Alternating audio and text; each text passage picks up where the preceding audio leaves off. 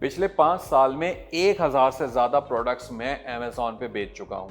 मैंने तकरीबन कोई 200 से ज़्यादा ब्रांड्स के साथ डायरेक्टली काम किया होगा।